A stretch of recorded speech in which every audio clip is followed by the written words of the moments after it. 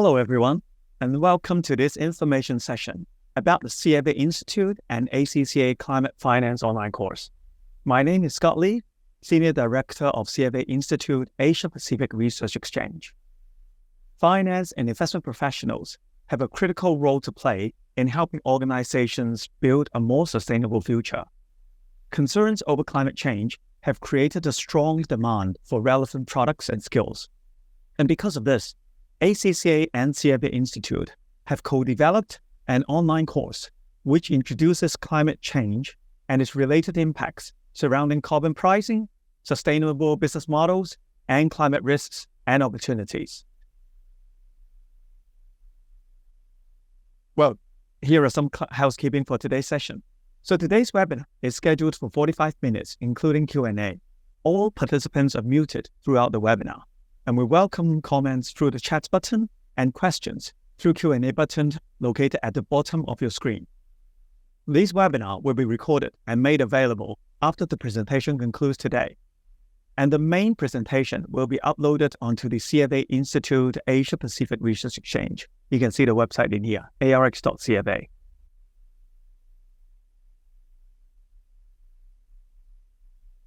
And in this information session, we have invited Sonia Gandhi, CFA, Senior Director of Education of CFA Institute, as well as Evelyn Izioe, Senior Policy Manager, India and Africa of ACCA, to share the rationale behind constructing this program, to introduce the course curriculum and e-learning system.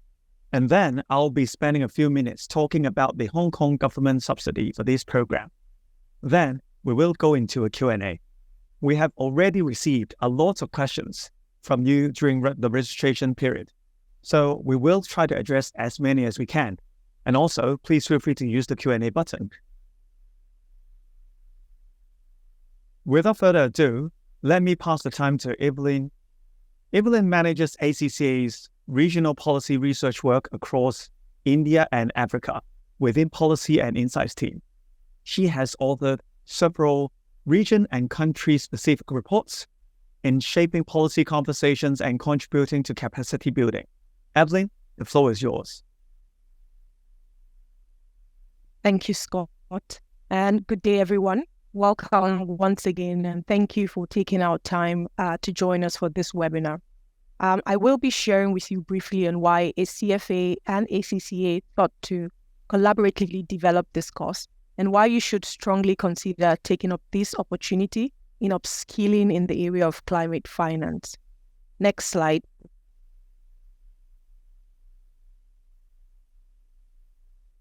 Now, the biggest rationale for this course is an urgent need for climate action to avert the worst impact of climate change. As prescribed by the Paris Agreement that some of you may be familiar with, the global temperature increase needs to be limited to 1.5 degrees Celsius above pre-industrial level. And we also need the GHG emissions to reduce by at least 45% by 2030. And so these urgent need for climate action turns out as the biggest rationale for why this course was developed. Because there is an urgency for climate action on businesses.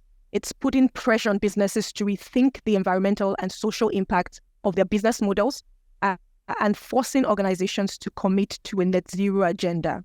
Consequently, finance professionals must become equipped in helping businesses and governments take advantage of green financing opportunities in tackling risks and creating long-term value across their value chains. Next slide. Now, with green finance becoming an integral part of organizations' transformation to operating more sustainably, ACCA's Green Finance Skills Research explored the level of awareness of accounting and finance professionals on green skills and acumen. Now, the survey revealed that a lot of organizations lack the requisite skills and expertise required to develop, implement, and manage robust ESG strategies. only a little over 40% of professionals that we surveyed reflected a good green finance skill set. And that's really poor. Now, the survey also showed that many businesses feel underinformed on climate finance opportunities, climate risk management, and de-risk solutions. So most of these organizations need to address these gaps through significant upskilling or external recruitment opportunities from a very small pool of experts. And that's why the need to position yourselves by upskilling has become very paramount. And we're providing such an opportunity through a course like this. Next slide.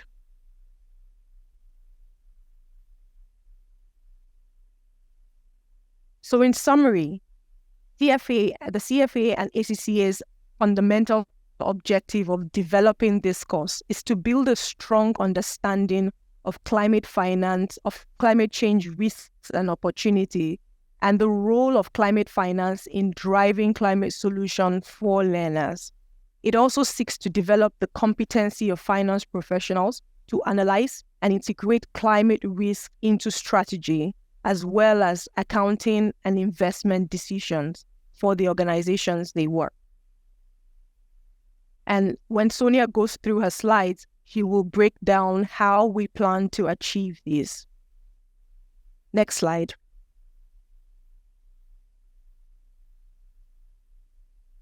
Now, there are several climate finance courses. The question is, why take this one?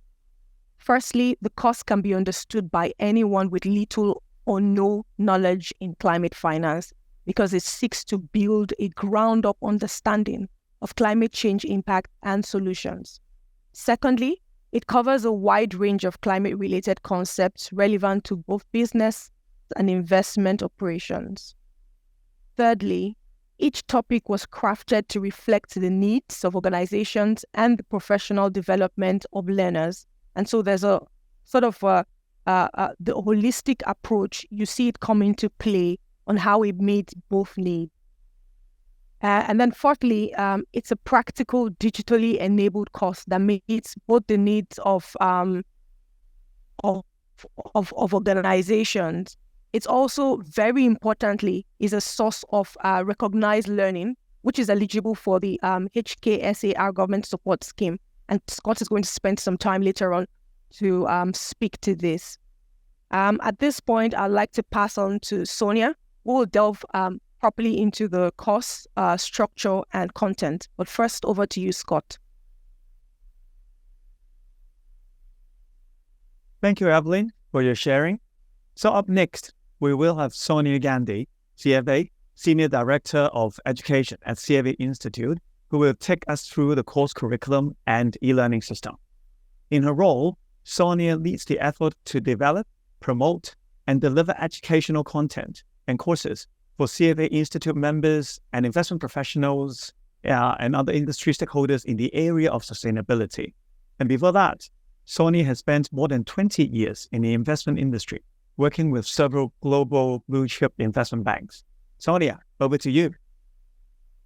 Thank you, Scott. Welcome, everyone. So I'm going to take you through the course structure, the course content, design, which is an important element in this offering, as well as assessments. In developing this course, there has been a fair amount of focus on design elements, how to make the learner's experience interactive and enhance the robustness of the content. So we'll cover all that as well. The range of topics for this course, as you will learn in a bit, is vast, is all-encompassing. From carbon pricing and accounting to climate policies, disclosures, sustainable businesses, we cover everything that you need to set you up for success in this field. It takes 8 to 12 hours to complete. It's online, self-paced. You have the flexibility to fit the studies in your schedule. Next slide, please. So the course is divided into 6 streamlined modules. Each module builds on what one learns in the previous module, expands the context, and adds new topics. I will take you through the details of each module now. In the first module, we introduce you to basic concepts. What is climate change? How humans are contributing to climate change? What are greenhouse gases? we talk about the work done by the UN body Intergovernmental Panel on Climate Change, which establishes a clear correlation between human activities and increase in heat-trapping greenhouse gases in the atmosphere, commonly known as GHGs. You will learn about climate change mitigation, climate change adaptation, and resiliency measures. You will also learn about climate finance products like carbon credits, green investment funds, green bonds and loans, sustainability-linked loans. We also introduce you to the concepts of hazards, exposures, vulnerabilities, and how climate risks translate into financial risk. And I know that's a lot to cover in one module, but it really sets you up nicely for the rest of the course. Moving on to Module 2, as awareness for the importance of climate change and its impact has deepened, there has been a lot happening in this space over the last few years. Loads of climate policies, governance bodies coming up, standards being developed. In Module 2, you will learn about key climate policies and how they are shaping climate frameworks. We talk about Kyoto Protocol, Paris Agreement, Glasgow Pact, just to name a few. You will be introduced to Task Force on Climate-Related Financial Disclosure, TCFD, IFRS Sustainability Disclosure Standards, Science-Based Targets Initiative, EU Taxonomy, the Global Reporting Initiative. And most importantly, you will also learn about CFA Institute Global ESG Disclosure Standards for Investment Products. This module also focuses on ways in which finance professionals can help affect change in their organizations through a combination of influence, advice, support, through linking public policies with transition to net zero. Now that you've learned the basics of climate finance and various climate policies, disclosures, and frameworks, it's time to talk about carbon pricing in Module 3. We spend time understanding carbon emissions by sectors, importance of quantifying and measuring carbon emissions, the greenhouse gas protocol, what are scope 1, 2, and 3 emissions. We dig deeper into the importance of measuring scope 3 emissions. You must have seen a lot in the press about how for many businesses, scope 3 emissions may account for a major percentage of their carbon footprint, but are reported less frequently. We cover all this in a very interesting case study.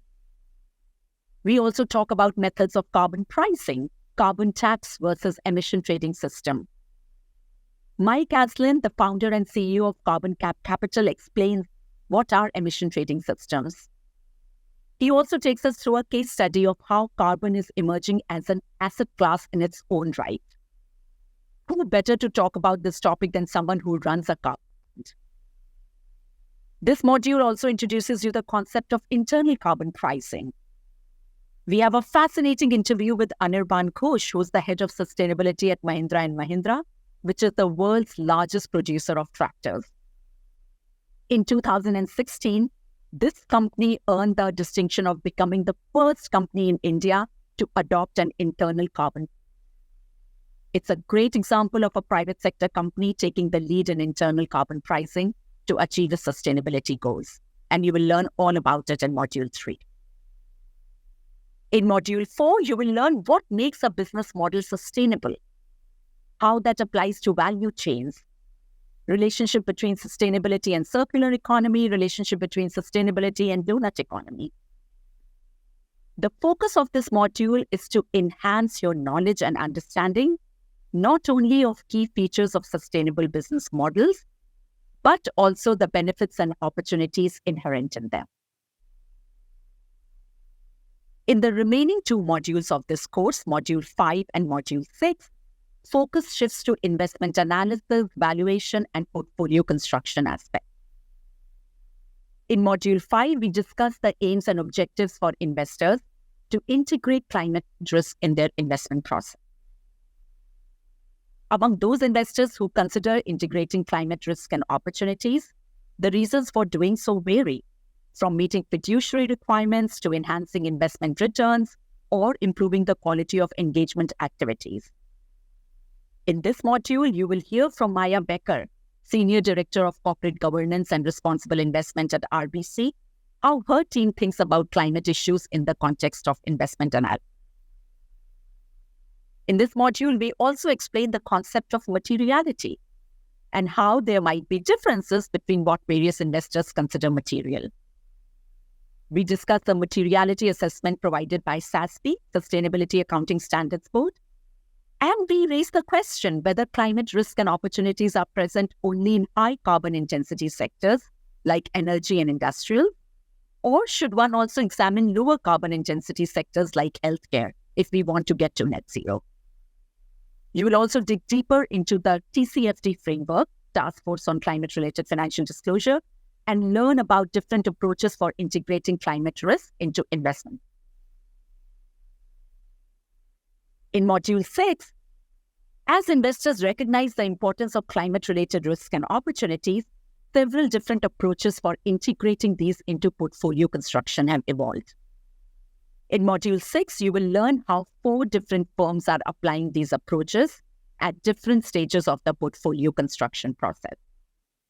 And you will soon learn that when it comes to these approaches, there is no one-size-fits-all. Each firm, each organization has its specific, unique requirements and objectives. In this module, you will also learn about various tools like scenario analysis, carbon budgeting, decarbonized indices, which are all very important to help us get to net zero. You will learn about net zero portfolio alignments from Frederick Samama, who's the head of strategic development at Sustainable One S&P Global. This module ends with discussing risk-return dynamics of portfolio optimization and provides a brilliant example of how investing for climate impact in fixed income has implications for investment returns. So as you just heard, it's a very comprehensive coverage of climate-related issues. Next slide, please. So this is a dashboard of the learning ecosystem. Basically, it has the study plan, it shows your progress, it shows your average scores, strengths and weaknesses. I particularly like that aspect, that strengths and weaknesses, so you can understand on what topics you need to spend more time to optimize your learning and make the best out of this course. Next slide, please. I mentioned the design elements at the start of my presentation. So the focus has been to keep the learning experience engaging and to keep it interactive. And we've tried to do this in various manners. As you can see, when you dig deeper into some topic, there are hot buttons which you can hover over to learn about specific concepts. There are accordion tabs which you can press and go deeper into a particular topic. We've also peppered the whole course with snippets from subject matter experts explaining concepts or providing practical lens to the content. You can see on the left-hand side of the slide the ESG integration framework. So this is just one example where we have a subject matter expert explaining that, taking you through the whole integration framework. Throughout the course, there are discussion prompts to make you reflect on your learning. And these elements make the content more robust and make your learning experience more interesting. Next slide, please. One of the unique features of this course is the diversity of subject matter experts who bring their unique insights and experiences to your learning. I already mentioned some while I was, talking about the course content. For example, Mike Aslan, he runs a carbon fund and he is explaining to you how carbon is emerging as an asset class. And like I said, who better to learn about that from someone who's the founder and who manages a carbon fund. We have Benjamin Yu, the senior portfolio manager at RBC Global Asset Management. He is the subject matter expert for all of Module 5, and he takes you through that many concepts, including that ESG framework, which has been developed jointly by CFA Institute and PRI, Principles for Responsible Investment. I mentioned Maya Baker, Anirban Ghosh from Mahindra & Mahindra, who talks about internal carbon pricing, Frederick Samama, Emmeline Skelton, she's the senior subject matter of sustainability at ACCA. She takes us through some important concepts. Sharon Mercado, David Von Ive, Rob Fernandez, who's the subject matter expert for Module 6. So you see how the entire course is peppered with these unique insights. And I think once you go through that course, you will realize the importance of learning through hands-on experience of these subject matter experts. Next slide, please. I particularly like the way we've set up assessments in this course, and they are designed in a manner to set you up for success. So after every lesson, there are knowledge check questions to reinforce your learning. Then at the end of each module, there is a graded multiple choice quiz. Then at the end of the course, there is another graded quiz. In between, you are made to reflect at many points in the course. You are made to reflect on what you have just learned. So really, the whole design is to reinforce your learning in multiple ways throughout, so that what you learn, those concepts, and they are also being reinforced by subject matter experts who are bringing their practical knowledge. Next slide, please. At the end of the course, you will get a certificate of completion, like you can see online, and that's a nice thing to have. Next slide, please. I pass it on to Scott now to take you further. Thank you so much, Sonia.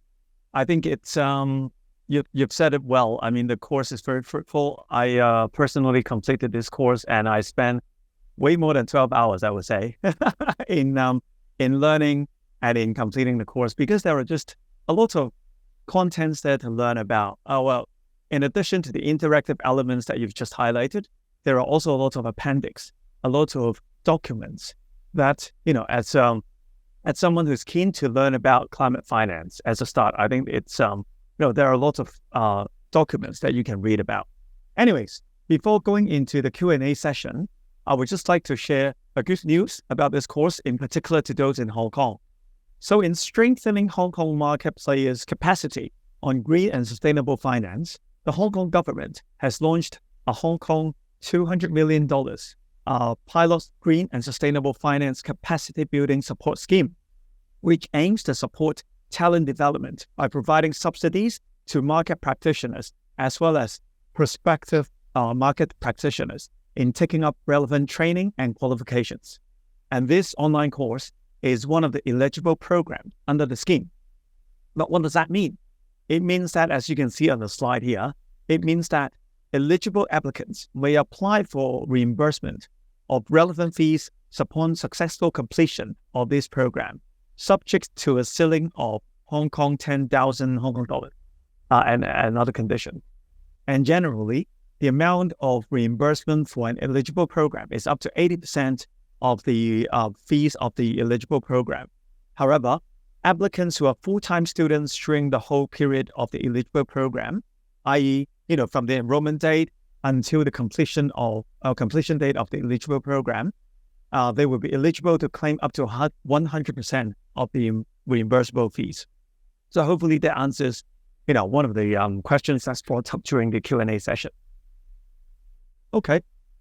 After my quick sharing about this Hong Kong government support scheme, I would say, in green and sustainable finance qualification, it's time for Q&A.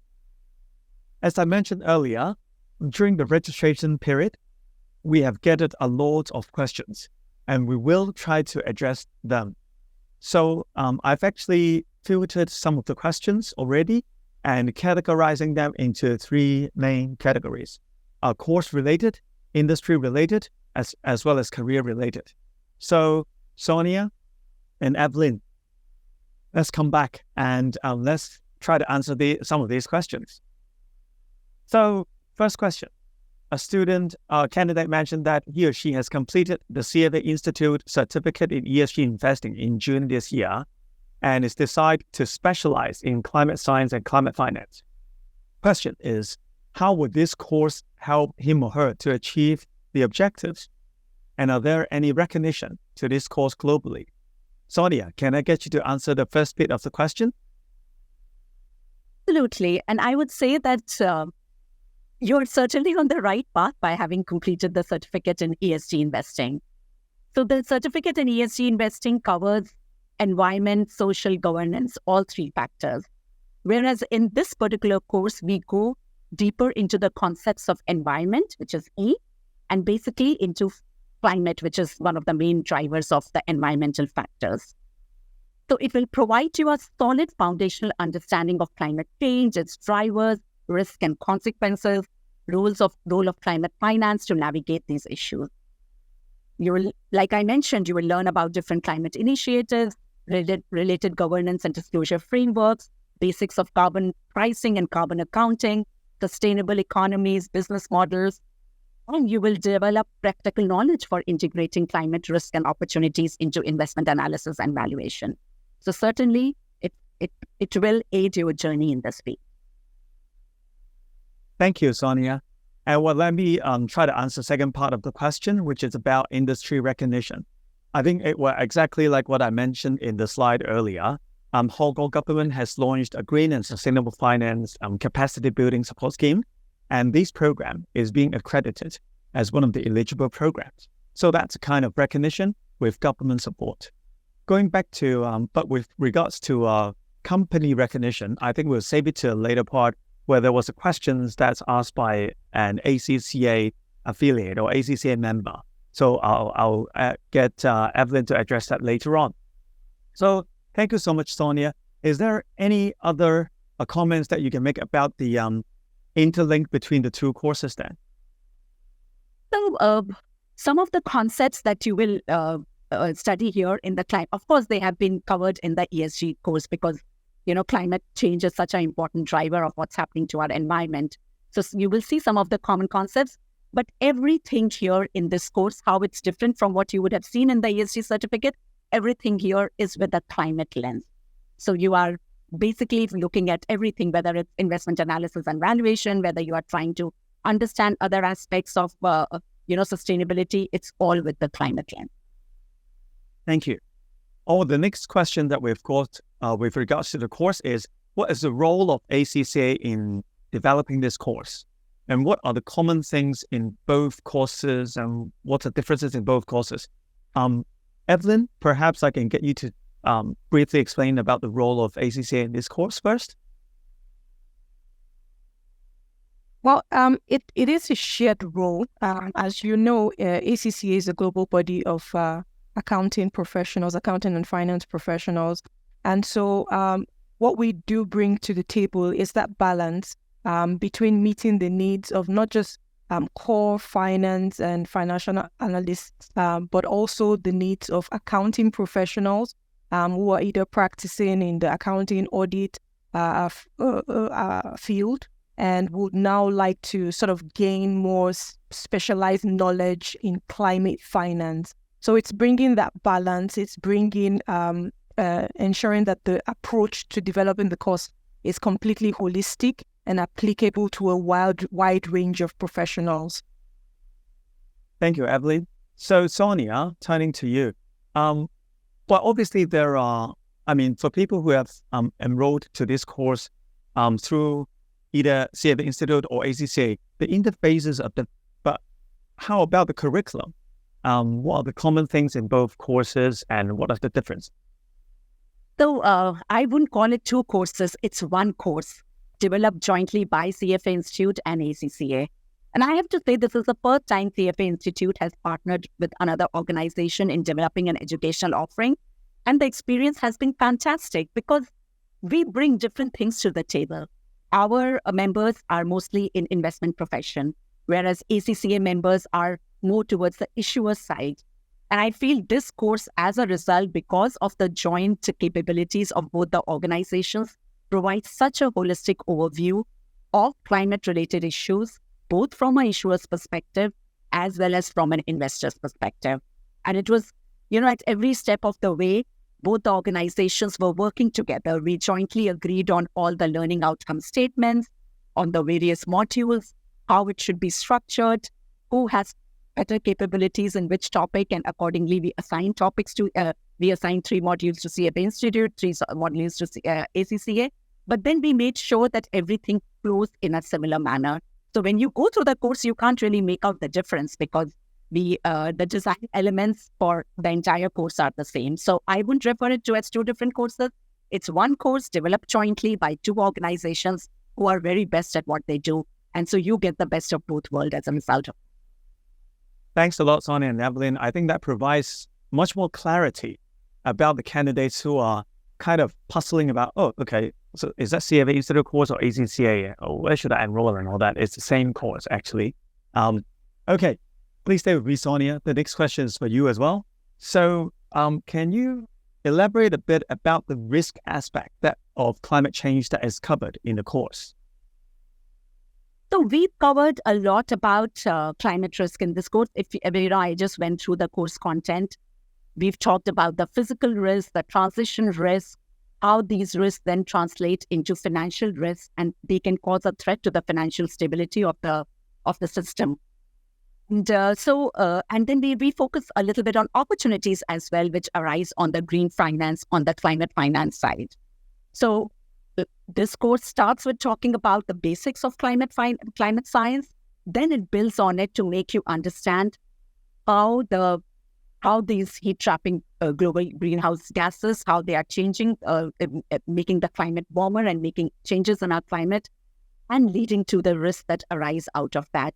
What measures, what are these physical risks? What are these transition risks? And then we've also talked in detail about the TCFD framework, Task Force on Climate-Related Financial Disclosure, which actually which is guiding companies to disclose their climate metrics based on these risks. So yes, a whole lot of coverage on the risk aspects in this course. Thank you, Sonia. Well, there's a question, so I'll just quickly address to it. So someone mentioned that he or she did not see an enrollment date or deadline for the course. Well, I think my quick answer is an online program, self-paced, self-study, like Sonia mentioned right at the start. So you can actually register online anytime and get started. Yep. And after registering, you will actually get a 12 months access to this online program. So like me, for example, even after completing the program, when it comes to the time that I need to check the references or check back about the substance, about the course, I can just log into the program and, refer back to the curriculum. Okay, there's one important question for you, Evelyn. So could you share more about the passing rate of this course or final assessment? Okay, so we've sort of monitored from the ACCA learning platform what the pass rate has been, what the average score has been. And to date, we've had 88% pass rate for this course with an average score of 86%. The pass mark for the course is 80% for 20 questions with a maximum of 3 attempts. So 86% so far has been the average score. And what we've also seen is that the average number of times to complete and pass the course has been 2 attempts. So fairly very good pass rates. Okay, thank you. Well, let's stay on for the course-related questions for the moment, because there are I can see a lot from the Q&A box. I think one thing that I would like one of you to address is about the eligibility for enrolling, because is there any prerequisite for it? Sonia, would you like to take it? I can take that. Yeah, there is. So when we sat down to design this course, we wanted it to be very accessible to everyone. So you don't really require any prior knowledge of climate issues or even about a lot of finance-related issues as well. You could be working or studying in any field, and you can start this course because we take you through the basics of everything here. We build on it gradually as you progress to from modules further down in the module 4, 5, 6. But then we start with laying the foundation for you. So I would say no prerequisite required. And once you go through this course, you will realize that some people may find it a little more, some of the concepts in course 5 and 6, when you go into investment analysis valuation, some people may want to spend more time on it versus others, depending on their past experience, but anyone can do. Thank you. Well, I think we've kind of answered lots of questions that are relating to the course. Please keep the questions coming. In addition to the 3 of us, there are colleagues behind the stage who have been answering some of your questions raised in the Q&A box. So thank you for that. And yeah, please keep them coming. So let's switch gear to industry-related questions. So the first one, I think we should address to that. The questions asked, most local government and companies do not care much about climate finance. What do we think is the solution to change the mindset for the betterment in the future? I think I'll just share from my perspective first. I'm afraid that is not true. A lot of the governments and companies have been putting a lot of focuses on climate finance. They've been upskilling the standards in terms of reporting, disclosures. You can see a lot of trainings that are being offered by companies when they and then in the job market they're hiring a lot of sustainability experts. In terms of governments in APAC, for say Hong Kong, Singapore, Australia, Thailand, and other markets, governments and stock exchanges are actually running or have run consultations and have been taking action to strengthen the climate-related financial disclosures. So, they are doing a lot of things. You may think that they're not acting quick enough, but at least they are doing a lot of things already. Anything to chime in, Evelyn or Sonia, on this part? I totally agree with you, what you said, Scott. And I think I would just mention something that has happened very, very recently. International Sustainability Standards Board, they actually came out with their sustainability standards, S1 and S2, about how companies should be disclosing this. So it's happening everywhere. Governments across jurisdiction, there are new standards coming for disclosure. And I'm sitting in the US this week, and we have the new Climate Week in New York going on right now. It kickstarted yesterday. So there is a lot going on around this topic across the world. Thank you. I think you've kind of answered the second questions that I came across here about the industry. So, the question is asking, how can a global framework be created to measure impacts of climate change, carbon pricing, and other climate risks? And, will one global framework be adopted by government and organizations around the world? What's your take on that, Sonia? So much has been happening in this space over the last few decades, and we've seen so many policy initiatives, so many governance bodies, disclosure standards. And sometimes, for me also, I work in this space and it gets overwhelming. You just wonder what's going on. So I see where this question is coming from, having a uniform global standard. But I also feel each jurisdiction, each country has its own unique requirements. When I talked about the course content, I talked about how each firm has its own unique approach to integrating climate-related issues in their investment analysis and valuation, because each have their own unique objectives and requirements. So I think we will continue to see a proliferation of these different standards and frameworks. But I would like to highlight that there are a few which are becoming globally acceptable. So, for example, when it comes to companies disclosing their climate risk and opportunities, several companies across the globe, TCFD framework is being seen as the gold standard. It is a framework to help improve reporting of climate-related disclosures on risk and opportunities. And it provides recommendations, guidance on disclosure with respect to 4 key parameters: strategy, governance, risk management, and metrics and targets. And what I see worldwide companies, whether it's APAC, it's US, or in Europe, a lot of companies are choosing to use TCFD standards to make their disclosures. Also, SBTI, Science-Based Targets Initiative, again, to set their pathways, a lot of companies are using them. I just mentioned the International Sustainability Standards Board, S1 and S2, which has come out. And I also feel that they will be quite universally adopted as well, because they are so simple in what they are asking us to do. They are asking companies to do 3 things: disclose your scope 1, 2, and 3 emissions, targets, and progress. You highlight what part of your balance sheet is at risk, and you put appropriate governance in place to oversee the process. So it's actually speaking the language of accounting and investing. So to answer the question, we might not have one uniform standard, but there will be some which will stand out from the rest. And we are already seeing that happening. They are being adopted by companies, by governments across the globe.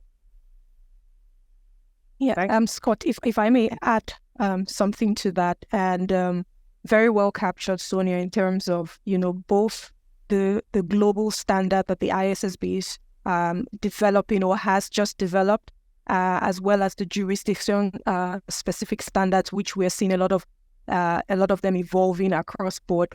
What I'd just like to add is, looking at the ISSB's goal, it's been really to not just develop a global baseline, but develop a global baseline that can be built on by all the regional, region-specific standards that are evolving.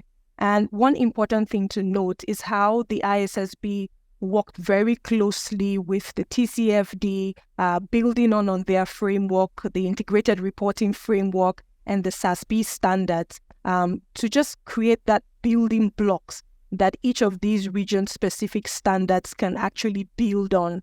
So I suppose what I'd like to add to that, to answering that question, is there's a lot of opportunity for cooperability, for building on global baselines, so we're not sort of shying away from our unique needs, which you highlighted, but at the same time, we're all speaking the same language and shying away from the alphabet soup that we've all been engulfed in for a number of years. So thank you. Absolutely. Thank you, Evelyn, for adding that. Very useful context.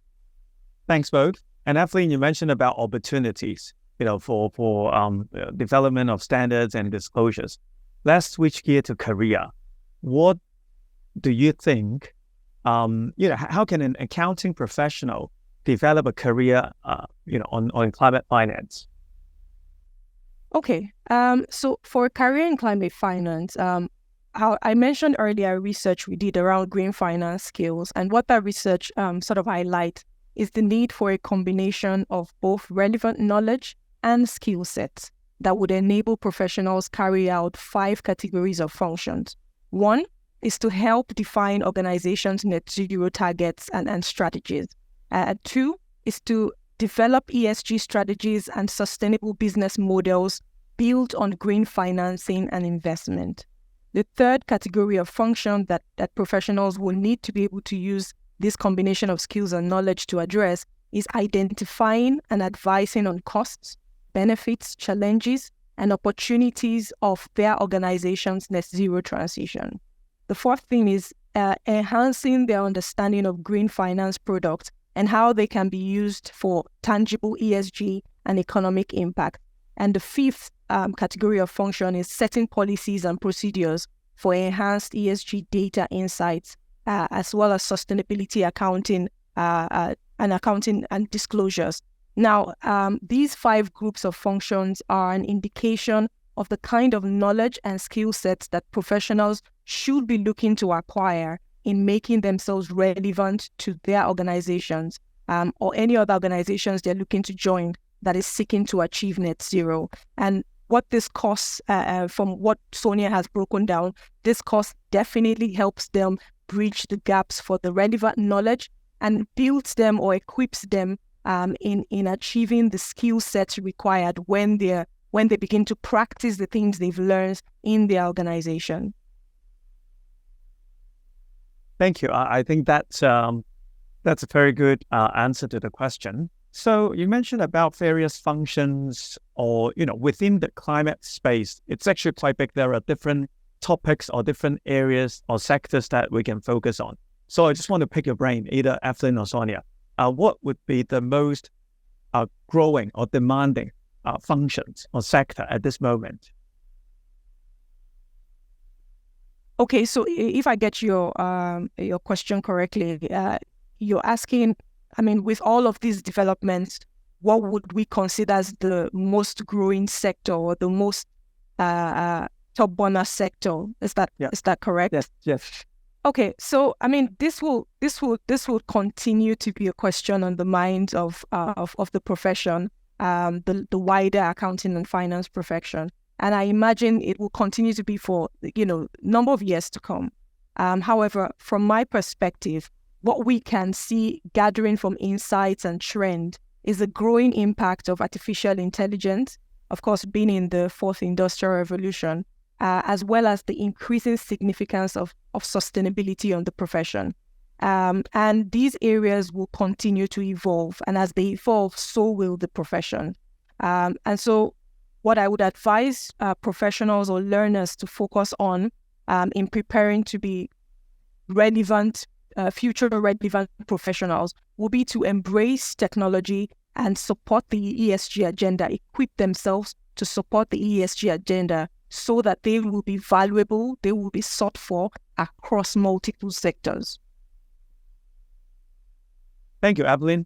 Well, I think in the essence of time, I'll just ask a couple of more questions. So I think there are lots of questions that asked about recognition, or, how can they go about, entering, getting an entry-level job in climate finance. So there's one question that, I think is raised by an ACCA affiliate. So he or she was asking that, will this course be sufficient for an ACCA affiliate to be eligible for an entry-level job in climate finance?